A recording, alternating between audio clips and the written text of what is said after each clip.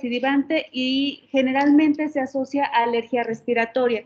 No solo respiratoria, pero es la principal. También hay casos en que tenemos alergia a medicamentos, alergia alimentaria, y esto se relaciona con nuestra dermatitis atópica.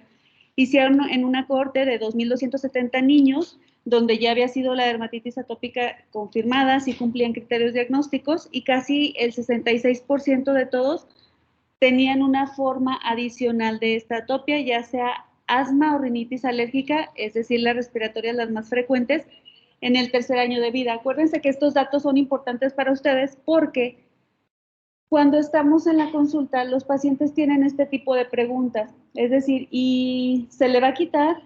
¿Ya va a estar para siempre así? ¿Y siempre va a estar poniéndose grave? ¿Y ya nada más es esto? ¿O va a estar igual que el hijo de mi amiga que tiene también asma? Entonces ustedes deben saber responder estas preguntas y decir, bueno, en un alto porcentaje se asocia a otras enfermedades. Generalmente cuando los niños cumplen 3, 5 años, ¿se puede presentar otra enfermedad? Sí, sí puede ocurrir. Vamos a estar, lo que ustedes contestan al paciente es eso, y es decir, vamos a estar vigilando, y si en algún momento se presenta, pues vamos a empezar a tratar la forma adicional de atopia. La prevalencia es variable entre 8.7 a 18 si tenemos de los 0 a 17 años de edad. Aquí hay diferencias en estos mismos casos, es decir, es más prevalente, si ustedes pueden ver, en los niños entre 5 a 6 años, 24%. En niños de 7 a 9 años es un 19%, niños de 10 a 12 a 15%. Si vemos aquí van bajando los porcentajes de la prevalencia hasta ser más bajita, de 11% en 16 a 18 años. Antes decían que se quitaba la dermatitis atópica cuando los niños se hacían grandes. Esta era una observación que habían hecho, pero no totalmente con estudios totalmente aleatorizados. Ahorita vamos a ver que en un alto porcentaje persiste hasta la edad adulta. Afortunadamente, la gran mayoría de los casos es una dermatitis atópica leve, que nos va a permitir tener un mejor control de estos pacientes, y a ellos les va a causar menos incomodidad que las formas severas. El 24% es moderada y solo el 1.6% son dermatitis atópicas graves. Se ha visto que se relaciona mucho con la mayor exposición a contaminantes y alérgenos de exteriores, de interiores, como los ácaros de polvo doméstico.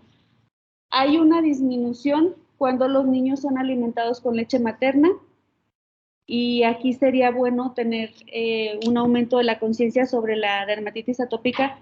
Esto también es lo que nos ha permitido ver que hay mayor prevalencia y que en qué personas es más prevalente, es decir, los que ya tienen una enfermedad alérgica, los que viven en un clima templado, pero incluso tras haber controlado los factores ambientales es muy difícil lograr un control total de esta dermatitis, y es este tipo de cosas que ustedes tienen que concientizar a los pacientes. No vamos a estar del todo bien, es muy probable que no lleguemos a una mejoría del 100%, pero vamos a tratar de llevarlo a una mejoría del 80, 90%, y es muy importante su apego al tratamiento, etcétera, etcétera. Y bueno, aquí en la patogenia y etiología intervienen factores diversos como la genética. Cuando tenemos estas mutaciones en el gen, ¿se acuerdan cómo se llama el gen principal de la mutación en la dermatitis atópica? Aquí o en casa, los que se acuerden. Empieza con F. Filagrina, exacto, empieza con F. El gen de la filagrina. Cuando hay mutaciones en este gen o menor expresión, tenemos que es más propenso una dermatitis atópica de inicio precoz. Se dan en estos casos las formas más graves y las más persistentes. Recordemos la diátesis atópica o la marcha atópica. Diátesis o marcha atópica se toman como sinónimos en este contexto.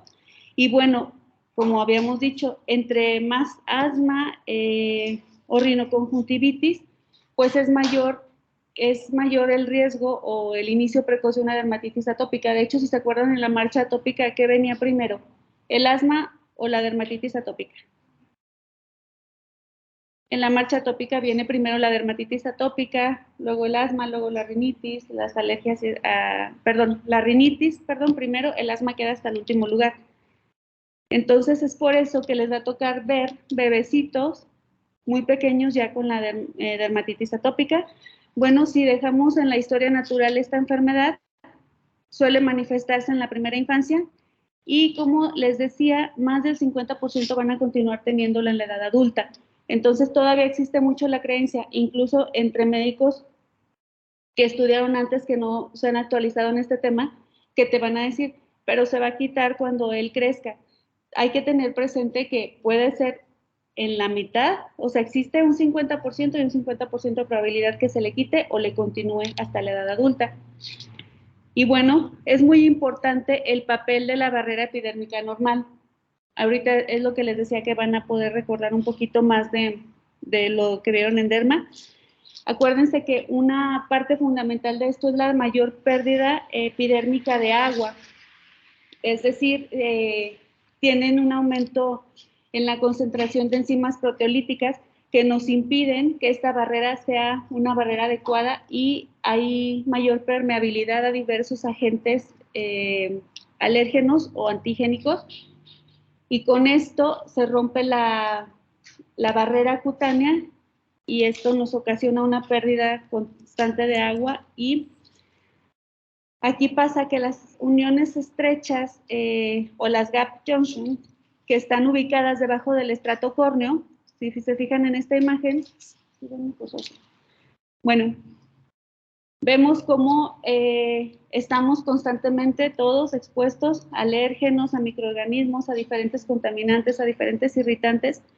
Y aquí, cuando hay una pérdida de esta barrera, que hay un aumento de la permeabilidad, es decir, estas uniones estrechas no están del todo, pues, bien conformadas, viene un aumento de la permeabilidad.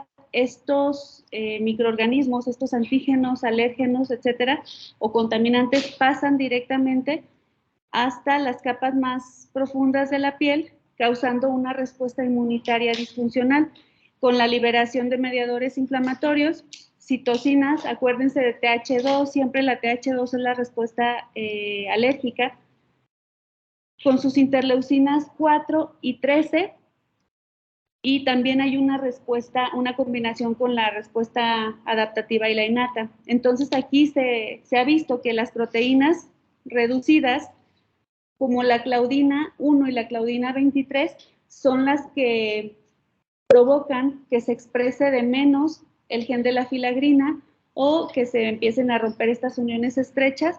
Entonces nos ocasiona o desencadena la respuesta alérgica. Aquí tenemos qué cosas relacionadas a la parte inmunológica ocurren. Si vemos aquí, tenemos 3 fases, una que es la fase aguda, una que es, pues, cuando empieza, que no hay lesiones evidentes, otra que es la fase aguda y otra que es la fase crónica. Si se fijan, las células linfoides de la dermis son estimuladas por los diferentes antígenos, como dijimos, ya sea el polvo de ácaros, ya sea el polen, ya sea los pelos del gato, la caspa del perro, etcétera. Aquí en estas células linfoides innatas actúan como células presentadoras de antígeno y migran a los nódulos linfoides. Aquí muy importante mencionar que también las toxinas liberadas por diferentes agentes antimicrobianos, pero principalmente el Staphylococcus aureus, entonces migran y nos dan una proliferación de células TH2. Después, si se fijan, empieza la parte donde hay una hiperplasia de las células, se da una sinergia entre las células, la TH17 y las TH22, liberan sus interleucinas y nos provocan, son las que empiezan a provocar el prurito, y el ciclo de prurito y rascado, pues nos provocan mayor hiperplasia, mayor proliferación de células TH2, con la liberación de los mediadores proinflamatorios, quimiosinas, las citocinas, las interleucinas, Y todas estas interleucinas, todos estos mediadores nos ayudan a que haya una quimiotaxis y ahora sí, el reclutamiento de mayor número de células y todos los síntomas provocados por la respuesta alérgica. Les decía, varios factores interdependientes van a estar involucrados. Cuando hay una exposición repetida a alérgenos, ya sean, como les digo, los alimentos, los aroalérgenos o los microorganismos, nos producen la expansión de las células TH2. Puede dar como resultado, si nosotros logramos la evitación de ciertos alérgenos, hay como resultado una disminución, pero no tanto la eliminación de la dermatitis atópica. Como les decía, no es curable en la mayoría de los casos, pero sí es importante. Me imagino que el doctor Arce les dijo todas las cosas que deben evitar, ¿verdad? Que si la alfombra, que si la cobija de no sé qué, el detergente, el polvo, el polen, que lavar la ropa con jabón neutro, con agua caliente, la ropa de cama cada semana, no sé qué más cosas les habrá dicho. Y bueno, ¿qué hay en cuanto a las características clínicas? Si se fijan, yo ya no les puse imágenes sobre imágenes de la dermatitis atópica, porque esto ya lo vieron en derma, pero recordar que no hay lesiones cutáneas patognomónicas ni parámetros de laboratorio específicos. Entonces tienen que hacer una historia clínica muy completa y en los casos que así proceda a hacer pruebas de alergia para que podamos determinar si es o no realmente una dermatitis atópica o estamos confundiendo una dermatitis atópica con una psoriasis, con una dermatitis de contacto, alguna otra cosa. ¿Cuáles son las características principales que presentan estos pacientes? Prurito. Acuérdense, la distribución va a ser diferente a distintas edades. Los lactantes, ¿dónde presentan más las lesiones? Cara. Los escolares, superficies extensoras, exacto. Y los adultos podrían ser donde, esos confunden todavía más, los adultos, porque pueden presentarlo incluso otra vez en la cara, como los niños pequeñitos, muy común en párpados, tanto superiores como inferiores, un poco más generalizada. Y bueno, vamos a ver que es una dermatitis crónica recidivante, vamos a ver que sí tiene relación con las exposiciones a ciertos factores, es decir, cuando el paciente, no sé, empezó un nuevo trabajo, les va a decir es que llego y me empieza a picar todo y se me hacen tal o cual lesión, o cuando vamos los domingos al día de campo, empiezo con todo mi rascado intenso y luego ya tengo lesiones. Bueno, es como nos vamos a ir orientando porque, como les decía, no hay una lesión específica. En las características secundarias están la cerosis. ¿Qué era cerosis? ¿Se queda qué? En la piel. En la boca es serostomía, en los ojos seroftalmia, en la piel cerosis. Infecciones cutáneas frecuentes, acuérdense, por estafilococo aureus. Dermatitis inespecífica, a veces en las manos o en los pies. Les van a llegar pacientes multitratados que porque tienen un hongo, que porque tienen un problema con la suela de los zapatos, que si porque el detergente que usan, pero en realidad hay que identificar si no es una dermatitis atópica. La hiperlineabilidad palmar, la queratosis pilar, eczema del pezón, dermografismo blanco y respuesta retardada al blanqueamiento. Vamos a ver esta cuestión de las cataratas subcapsulares anteriores. ¿Esto lo vieron en derma? No, ¿verdad? Como complicaciones. Elevación muy probable de las concentraciones de IgE, aunque no sea específica. Y obviamente un poco más específico, pruebas cutáneas de alergia de tipo inmediato positivas. Aquí es donde vienen las complicaciones que les decía. Hay problemas oculares. En estos pacientes hay que estar muy alerta porque estos pacientes pueden tener desde problemas más sencillos como una conjuntivitis que se la vas a quitar con cromoglicato de sodio en gotitas, pero pueden tener incluso cataratas subcapsulares, pueden tener el queratocono, que esto sí les va a afectar la visión o incluso van a perder la visión, van a poder perder la visión si no somos lo suficientemente acuciosos o hábiles para detectar las complicaciones y tratarlas o referirlas en el caso necesario. ¿Qué pasa? Que en el epitelio de la conjuntiva de estos pacientes con dermatitis hay un mayor número de células de Langerhans con producción de IgE. Las células, como ya están predispuestas, pueden captar los alérgenos, presentarlos a los linfocitos que se están infiltrando y esto contribuye a mayor inflamación ocular. Las complicaciones más asociadas serían pregunta de examen, queratoconjuntivitis alérgica, queratocono y las cataratas subcapsulares anteriores. Estas se dan más durante la adolescencia o a comienzos de la vida adulta. Esta es la típica queratoconjuntivitis alérgica. Vemos cómo está la conjuntiva, vemos el párpado edematizado, vemos incluso las lesiones de la piel en el párpado. Vemos un queratocono, que es el abombamiento o la deformidad de la córnea, y una catarata subcapsular.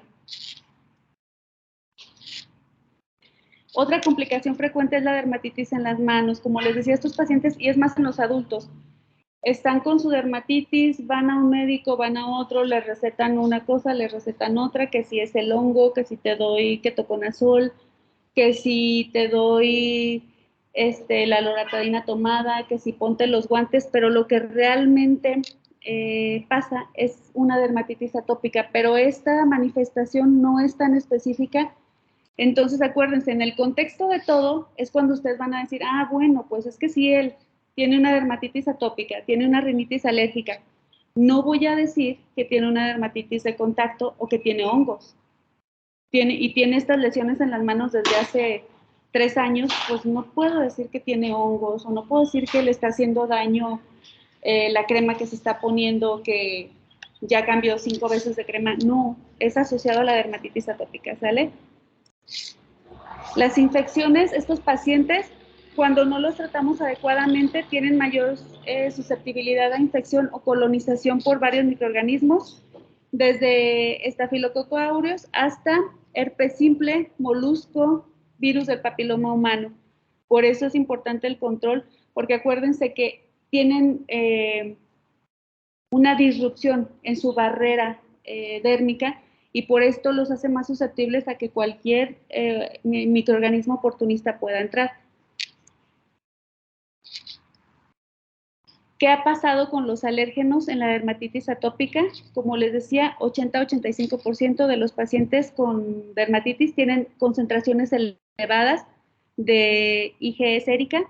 Igual número van a tener positividad a las pruebas de alergias cutáneas. Entonces, esto es de gran ayuda cuando tenemos una dermatitis atópica que no está respondiendo al primer tratamiento que le damos, al primer tratamiento básico. ¿De qué se acuerdan que les haya dicho el doctor Arce? ¿Qué les van a dar ustedes al paciente que llega hoy con unas lesiones que ustedes ya investigaron, ya interrogaron, ya revisaron y están diagnosticando como dermatitis atópica? ¿Qué es lo primero que vamos a dar?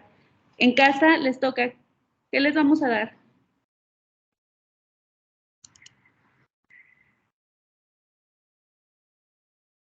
En casa, a ver. Oigan, despierten los de casa. Isabel, ¿estás aquí o en casa? Isabel. Aquí sí, doctor. No te creas. Isabel, ¿qué te acuerdas que les dijo el doctor Arce que les íbamos a dar a los pacientes que les acabas de diagnosticar una dermatitis atópica? Sin hablar de que si no mejora, que si... No, es tu primer tratamiento. ¿Qué le vamos a dar? ¿De qué te acuerdas?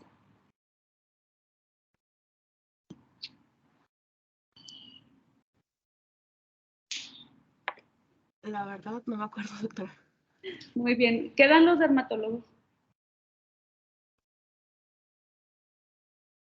Quedan casi siempre. Pues cremita. Pues vamos a darles cremita. comentado que sí se da unos solar de Gamma. alta cobertura y se da también para estar hidratando la piel del paciente para evitar que haya cortes en la misma piel. Y pues creo que sí, exacto, no es tanto que les tengamos que hacer. La piel está perdiendo agua. Ahí la barrera está alterada, está perdiendo agua, están aumentadas las proteínas que nos van a dañar los queratinocitos, hay una respuesta inflamatoria y todo se enfoca a pérdida de agua. Vamos a hidratarla principalmente. Pero bueno, ya no me acuerdo por qué salió esto. Sí, que estos pacientes, si no nos responden, ya le dimos una crema, ya le cambiamos la crema, incluso ya le dejamos esteroide tópico, ya hablaron de los esteroides tópicos y las potencias, con Narce, obviamente.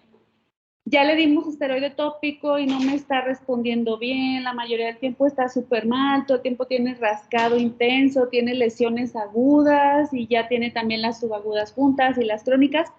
Aquí es cuando es muy útil hacer las pruebas de reactividad cutánea, porque así podríamos identificar más el alérgeno.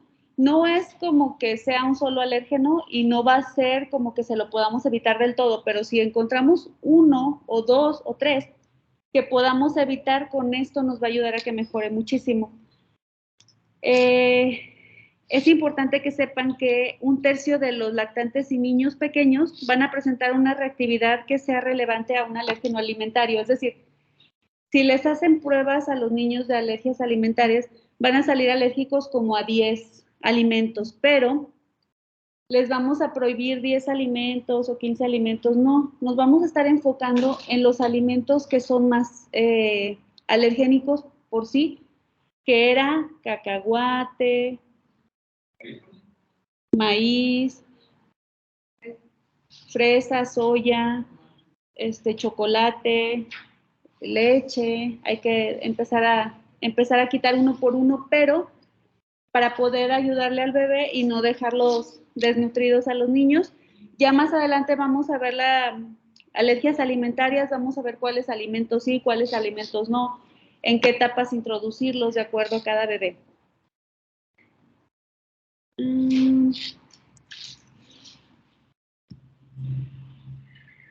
¿Por qué no se quita esto? Bueno. No, mira, le hago, pero, ay, ya, gracias. Muy bien, ahora.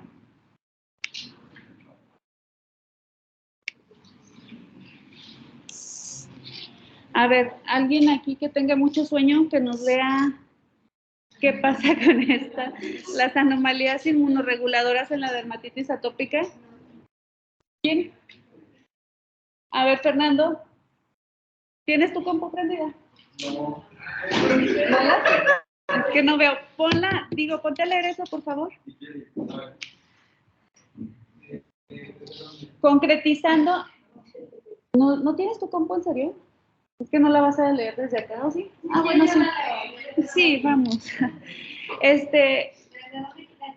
Todo concretizando, ¿cuáles anomalías inmunológicas hay para que se den más color de por qué los tratamientos que tenemos que usar? Adelante.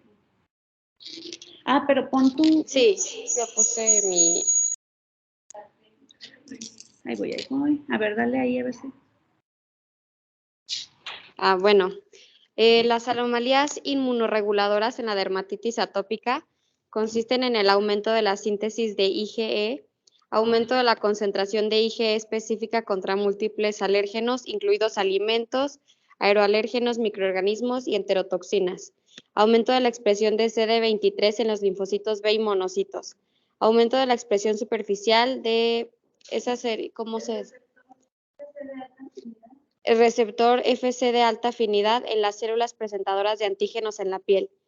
Aumento de las concentraciones de la quimiosina cutánea, quimiotaxina para linfocitos T y de la quimiosina reguladora por el timo y la activación. Aumento de la secreción de interleucina 4, IL-5, IL-13 por los linfocitos T cooperadores tipo 2. Disminución de la secreción del interferón gamma por los linfocitos TH4. TH1. Disminución de la actividad de los linfocitos T reguladores, CD4 y CD25, tras la estimulación por superantígenos. Disminución de la secreción de péptidos antimicrobianos por los queratinocitos. Aumento de las concentraciones de adenosino monofosfato cíclico, fosfodiesterasa monocítica, con incremento de IL-10 y prostaglandina E.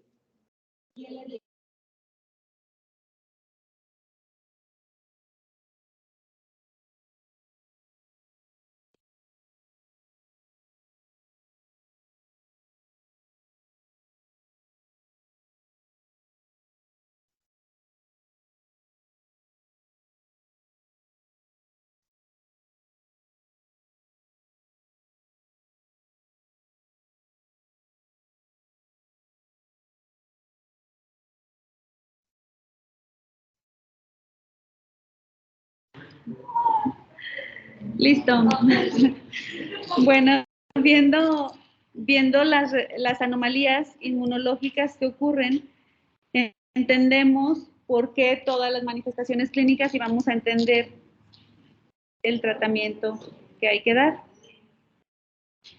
En el tratamiento, pues está dividido en la terapia convencional.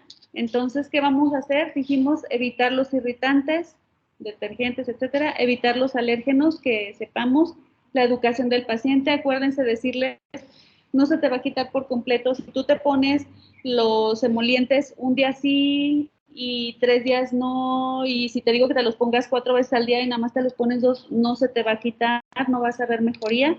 Hay que explicarle, hay que decirle.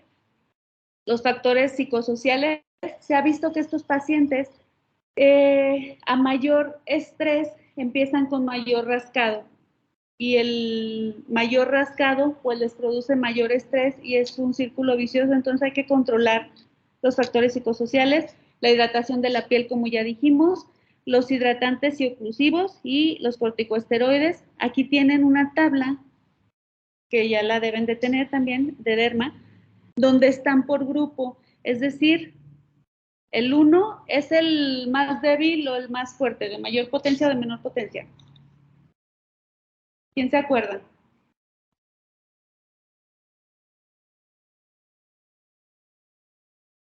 Es decir, ¿el clobetasol es más potente que la hidrocortisona o viceversa? Exactamente, es al revés. Entonces, de acuerdo a esto, siempre vamos a empezar, bueno, mande.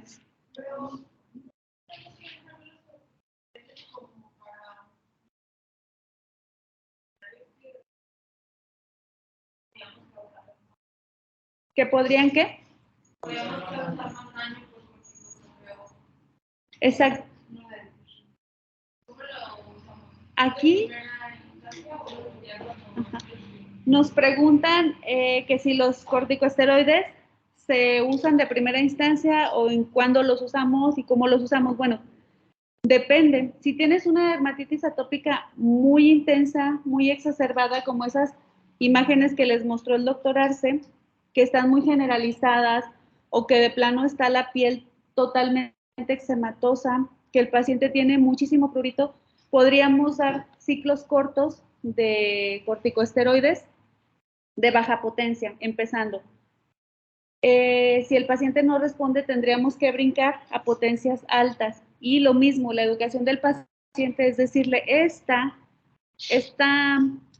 ¿cuál le vamos a dar? Esta hidrocortisona que te voy a dar, este ungüento de hidrocortisona, te lo vas a poner una vez al día durante 10 días. Por ejemplo, es un esquema. Después de eso, te lo vas a poner un día sí y un día no. Otros 5 días y lo dejamos. Esto podríamos hacer porque si bien sí pueden tener sus efectos secundarios, afortunadamente, a menor potencia los efectos secundarios son muy esporádicos, pero aquí sí va también a influir cómo se lo indiques, por cuánto tiempo se lo indiques, pero es cierto que no vas a dejar a un paciente que está totalmente lastimado de la piel a esperar a que con la cremita se controle. Todo va a depender, obviamente si es algo tranquilo, leve, pues sí, obviamente solamente con los hidratantes, pero si no, sí hay que, y se empieza precisamente con los de baja potencia, si no hay respuesta escalamos hasta que tengamos que llegar a los de alta potencia en los casos graves, obviamente.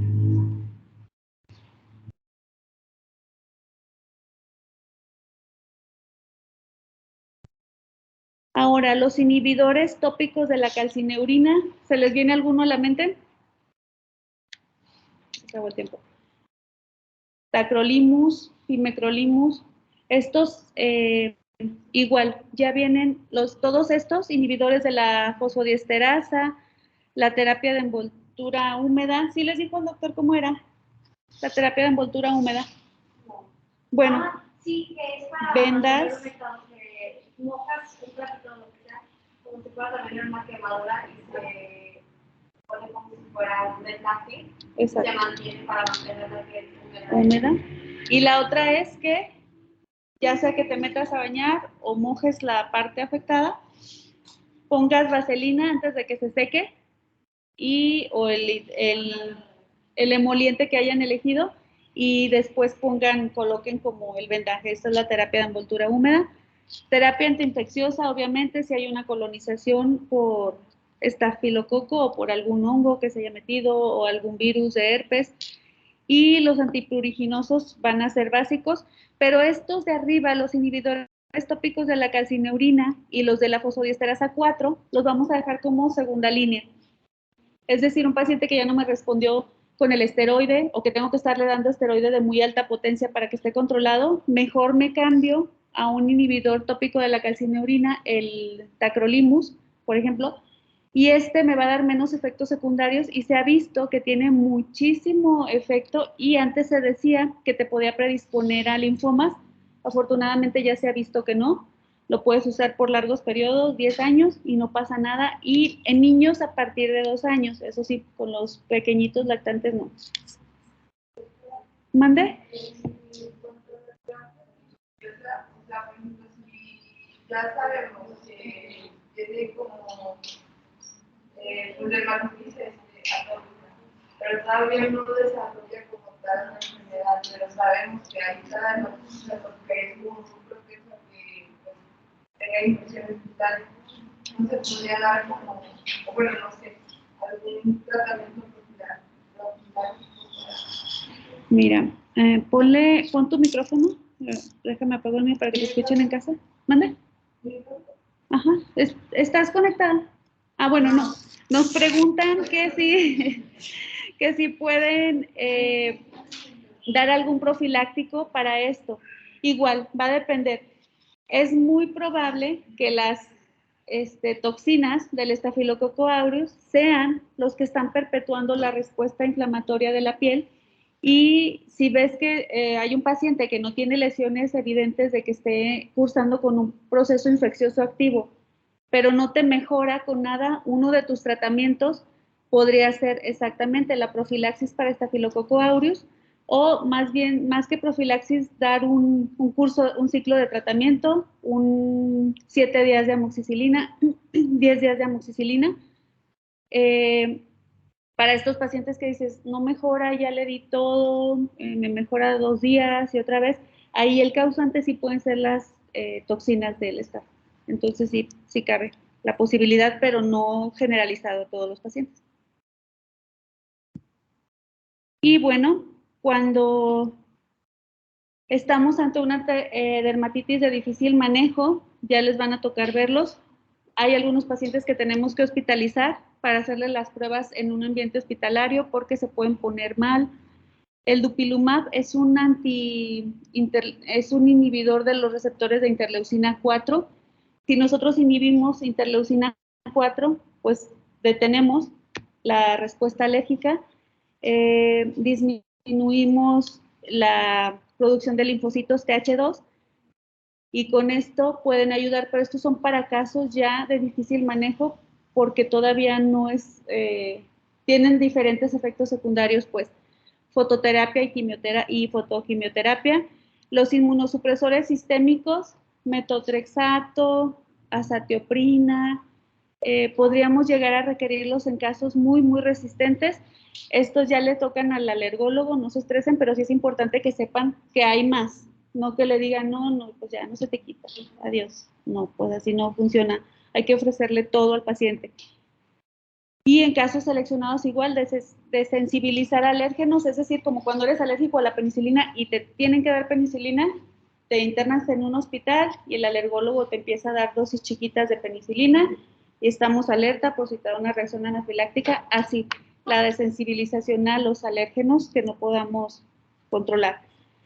En terapias experimentales está la inmunoglobulina intravenosa, el omalizumab, es otro anticuerpo monoclonal, inhibidor de IL-5, el interferón gamma recombinante humano, probióticos, rituximab. Ninguno de estos está aprobado, pero ya van a ver ustedes cómo hay casos de pacientes que no mejoran y no mejoran y no mejoran y te tienes que ir hasta lo que no está aprobado porque es una situación muy difícil para el paciente, el rascado, al final que ya está tan lastimada la piel, pues el dolor, el ardor.